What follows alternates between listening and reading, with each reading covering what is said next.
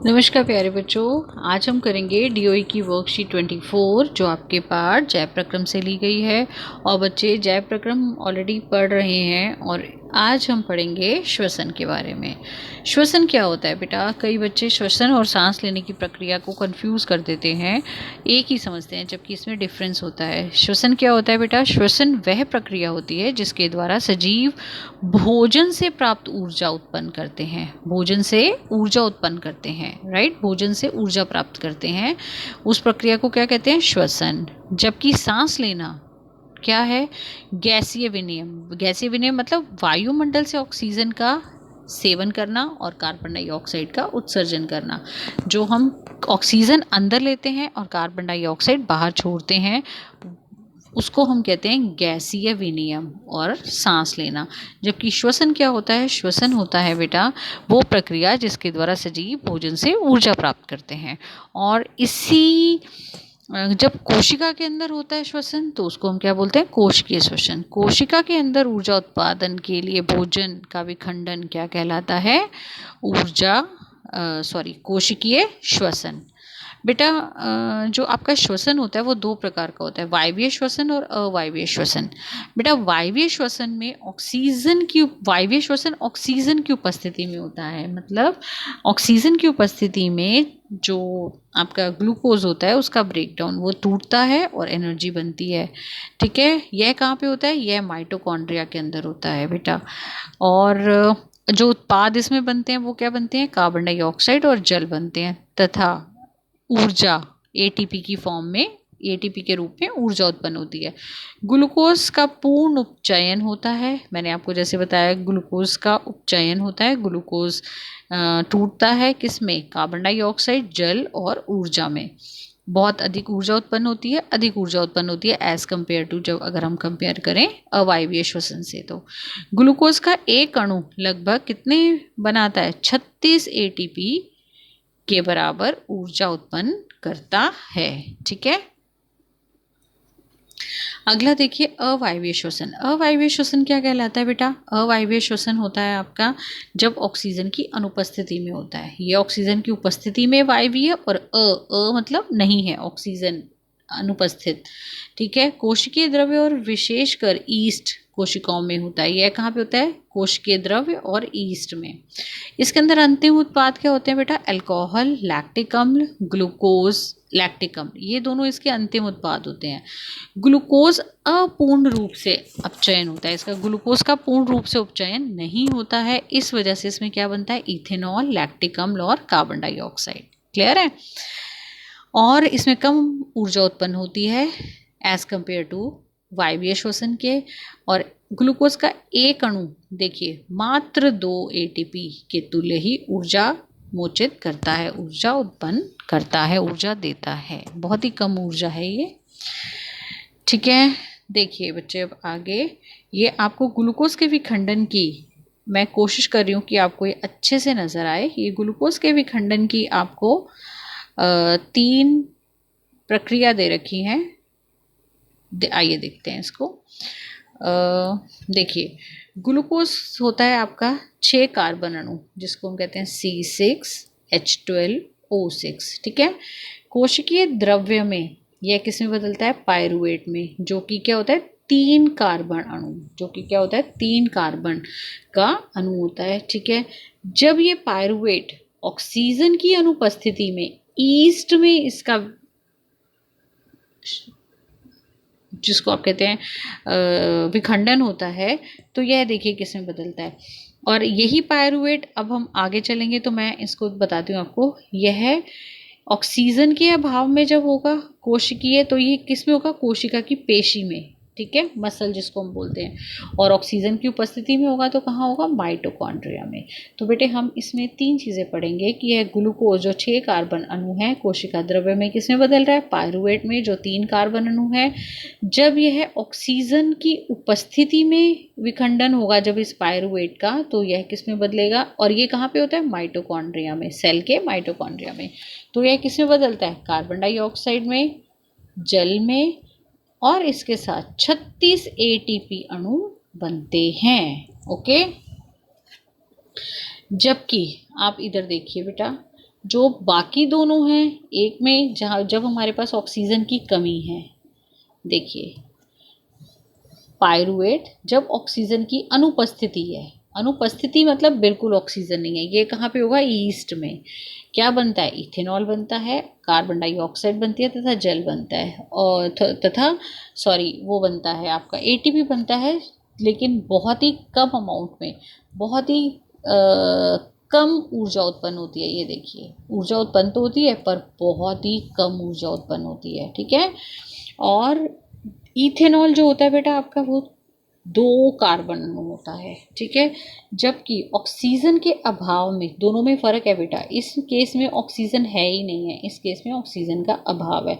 यह कहाँ होता है, हमारी पेशी में, ठीक है, पेशियों में होता है। और उसमें क्या बनाता है, ये लैक्टिक अम्ल बनाता है, जो कि 3 कार्बन अणु ही है, और साथ में ऊर्जा उत्पन्न होती है, बहुत ही कम ऊर्जा उत्पन्न होती है बेटा, ठीक है। और ऑक्सीजन की उपस्थिति का तो मैंने आपको बताया ही, कहाँ होता है, माइटोकॉन्ड्रिया में। और क्या नहीं बनेगी, कार्बन डाइऑक्साइड, जल तथा ऊर्जा, ठीक है। और आपने देखा भी होगा बेटा कि जब आप बहुत ज़्यादा हैवी एक्सरसाइजेस वगैरह करते हो तो ऑक्सीजन की कमी हो जाती है, तो उस टाइम में हमारे शरीर को बहुत ज़्यादा ऊर्जा की आवश्यकता होती है। तो सम टाइम जो मसल क्रैम्प भी आ जाते हैं, दैट इज़ वो भी किसकी वजह से है, लैक्टिक अम्ल के वजह से ही होता है, ठीक है। चलिए आगे देखिए बेटा,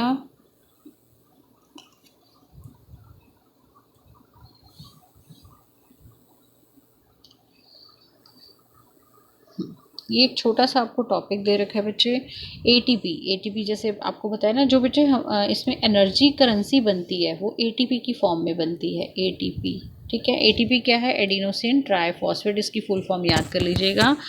श्वसन में उत्पन्न ऊर्जा इस रूप में संग्रहित होती है, किस रूप में, एटीपी के रूप में, इसलिए ऊर्जा, इसको क्या बोला जाता है, इसलिए इसे ऊर्जा मुद्रा भी बोला जाता है। देखिए कैसे बनती है, देखिए एडीपी जब आपका फॉस्फेट के साथ में मिलेगा तो क्या बनाएगा, ऊर्जा बनाएगा बेटा। ऊर्जा का इस्तेमाल करके क्या बनाएगा, एडीपी प्लस ऑर्गेनिक और इनऑर्गेनिक फास्फेट, ठीक है। ये दोनों कंबाइन कर जाते हैं बेटा, तो ये क्या बन गया, देखो इसको डाई फॉस्फेट बोलते हैं, और एक और जुड़ गया तो ट्राई, 3 हो गए ना, तो इसको क्या बोलेंगे, एडिनोसिन ट्राई फॉस्फेट, ओके। मैं दोबारा इसको बता देती हूँ, देखिए ADP adenosine diphosphate, di मतलब 2, प्लस इनऑर्गेनिक फॉस्फेट जुड़ा है इसके साथ में, और थोड़ी सी ऊर्जा का इस्तेमाल करेगा ये, और किस में बदल जाएगा, एडीपी और पी। मीन्स क्या है इसका, 2 तो पहले से ही थे, एक और मिल गया, क्या बना दिया, एटीपी एडिनोसिन ट्राइफॉस्फेट, ओके। तो हाइड्रोलिसिस ऑफ दिस, ये एटीपी का जब हाइड्रोलिसिस होता है तो कितने अमाउंट में एनर्जी रिलीज होती है, 30.5 किलो जूल पर मोल ऊर्जा निकलती है। इसे कोशिका की ऊर्जा मुद्रा भी कहते हैं, और कोशिका के अंदर होने वाली क्रियाओं का परिचालन करता है, ठीक है बच्चे। अब हम देख लेते हैं इसकी प्रैक्टिस एक्सरसाइज सी, बहुत इजी है बेटा। इसके साथ मैं आपको बच्चे नीचे क्वेश्चंस शेयर करूँगी अलग से, तो आप अपनी प्रैक्टिस के लिए वो क्वेश्चन भी करिएगा, ठीक है। सिर्फ आप ये 4-5 क्वेश्चन पे रिलाय मत करिएगा, और क्वेश्चन भी करिएगा, मेरा मतलब है।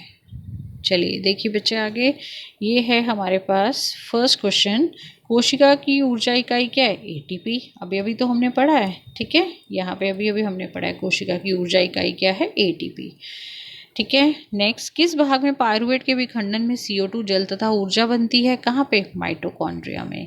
अवायवीय श्वसन आप बहुत आसानी से यहाँ से लिख सकते हैं, ये आपका थर्ड का आंसर है। 3 पथों की व्याख्या कीजिए जिसके द्वारा विभिन्न जीवों में ग्लूकोज का विखंडन होता है, ये रहा इसका आंसर आपका, ठीक है। और एटीपी का पूरा नाम एडिनोसिन ट्राइफॉस्फेट। बेटे ये थी आज की आपकी डीओई की वर्कशीट, ठीक है। इसके अलावा बच्चे मैं थोड़ा सा और आपको एडिशनल इन्फॉर्मेशन देना चाहूँगी, which is important as far as your exam purpose or your further study also. So see, बेटा इसके साथ साथ आपको थोड़ा सा और पता होना चाहिए, जैसे अंतःश्वसन क्या होता है। जैसे अंतःश्वसन क्या होता है बेटा, जो अंतःश्वसन होता है उसमें जब हम, और वो प्रक्रिया मतलब अंतःश्वसन जो होता है ना बेटा, सांस लेने की दोनों प्रक्रियाएं क्या कहलाती हैं, सांस लेना मीन, जो मैंने अभी आपको ऊपर बताया था दोनों में फ़र्क होता है श्वसन और सांस लेने में। तो सांस लेने की प्रक्रिया कैसे होती है, सांस लेने की प्रक्रिया दो तरीके से होती है। एक को बोलते हैं हम अंतःश्वसन और दूसरे को बोलते हैं हम उच्च श्वसन, उच्च श्वसन। ठीक है बच्चे। अब ये होता कैसे है अंतःश्वसन में, देखो पहले अंतःश्वसन में देखते हैं पहले क्या होता है। अंतःश्वसन के दौरान जो आपकी वक्षीय गुहा, जो आपकी चेस्ट की कैविटी होती है वो फैल जाती है, और पसलियां जो होती हैं वो क्या हो जाती हैं, सिकुड़ जाती हैं, जिससे वक्ष जो है वो ऊपर की तरफ आ जाते हैं और बाहर की तरफ गति करते हैं। और इस वजह से जो गुहा में जो वायु का दाब होता है बेटा वो कम हो जाता है, और फेफड़ों में बाहर से वायु अंदर चली जाती है। मतलब कौन सी वायु, ऑक्सीजन बाहर, क्योंकि आपके पास में प्रेशर क्या है, ज़्यादा है, और अंदर क्या है, कम है। तो वायु का दाब कम होने की वजह से बाहर से अंदर चली जाती है कौन, आपकी O2। ठीक है, यही। जबकि उच्च श्वसन में इससे उल्टा होता है, वक्षीय गुहा अपने मूलाकार में चली जाती है, पसलियां शिथिल हो जाती हैं, वक्ष अपने स्थान पर वापस आ जाते हैं, और गुहा का जो वायु दाब होता है बेटा वो बढ़ जाता है, जिसकी वजह से कार्बन डाइऑक्साइड फेफड़ों से बाहर चली जाती है। ठीक है। अब बच्चे इसी के ही आगे आपके पास में अंतःश्वसन का क्या मतलब हुआ, अगर मैं एक छोटी टर्म में बात करूं तो सांस द्वारा वायुमंडल से गैसों को अंदर लेना, और ज़्यादातर उसमें कौन सा हम कंसीडर करते हैं बेटा, O2। और उच्छ्वसन फेफड़ों से गैसों को बाहर निकालना। अब बेटे एक क्वेश्चन ये आता है, स्थलीय जीव कैसे लेते हैं ऑक्सीजन, वायुमंडल से। लेकिन जलीय जीव कैसे लेते हैं, जलीय जीव जो जल में ऑक्सीजन घुली हुई होती है उसका उपयोग करते हैं। ठीक है। और इसी वजह से बेटा जो उनका ब्रीदिंग रेट होता है, जो उनका श्वसन की दर होती है वो बहुत अधिक होती है, क्योंकि उसमें बहुत लिमिटेड अमाउंट में ऑक्सीजन, बहुत कम मात्रा में ऑक्सीजन उपस्थित होती है, इसलिए वो उनका जो श्वसन का दर होता है वो बहुत ही ज़्यादा होता है। ठीक है। अब बच्चे एक छोटा सा और आपको बताऊंगी कि हमारे शरीर में किस तरीके से गैसों का आदान प्रदान होता है ऊतक और कोशिका के बीच में। हमारे रक्त में कोशिका और ऊतक के बीच में किस तरीके से गैसों का, ऑक्सीजन और कार्बन डाइऑक्साइड का आदान प्रदान होता है। ठीक है। देखिए हमने जो ऑक्सीजन अंदर ली वो किसके साथ मिल गई, वो मिल गई आपके रक्त के साथ में। रक्त में क्या होता है, हीमोग्लोबिन होता है। हीमोग्लोबिन ऑक्सीजन के साथ मिलके क्या बना देता है, ऑक्सी हीमोग्लोबिन बना देता है, जिसको हम क्या कहते हैं, HbO2, ऑक्सी हीमोग्लोबिन बना देता है। बेटा ये जो ऑक्सी हीमोग्लोबिन होता है यह धमनी द्वारा, धमनी जो कि ऑक्सीजन वाले रक्त का वाहन करती है, यह धमनी द्वारा कहाँ पहुँचता है, ऊतक में पहुँचता है। फिर ऊतक से बच्चे क्या होता है, कार्बन डाई, ये बहुत ही इम्पॉर्टेंट, एक तरीके का बहुत इंटरेस्टिंग भी है और इम्पॉर्टेंट भी है। सी दिस, मैं आपको एक बार इसका एक फ्लो चार्ट में बताती हूँ। देखिए इसको कैसे कर सकते हैं आप। जैसे आपके पास ऑक्सीजन है बेटा, ये ऑक्सीजन आपकी ब्लड के हीमोग्लोबिन के साथ मिल गई और क्या बना दिया, ऑक्सी हीमोग्लोबिन। इसने क्या बना दिया, ऑक्सी हीमोग्लोबिन। ये ऑक्सी हीमोग्लोबिन आपकी धमनी द्वारा कहाँ पहुँच गया, ऊतक में। ठीक है। ऊतक से फिर ये कहाँ जाएगा आपका, ऊतक में इसके ग्लूकोज का क्या होगा, ऑक्सीकरण होगा। ऑक्सीकरण होते होगा तो क्या बनेगी, ऊर्जा बनेगी, और साथ में क्या बनेगी, कार्बन डाइऑक्साइड बनेगी। अब ये कार्बन डाइऑक्साइड को कहाँ जाना है, शरीर से बाहर जाना है।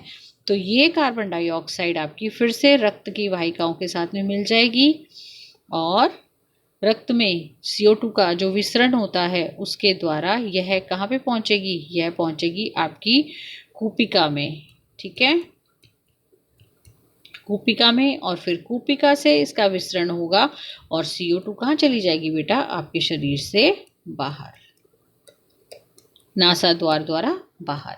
इस तरीके से आपका आपका सांस लेने की प्रक्रिया में गैसों का आदान प्रदान होता है। ठीक है।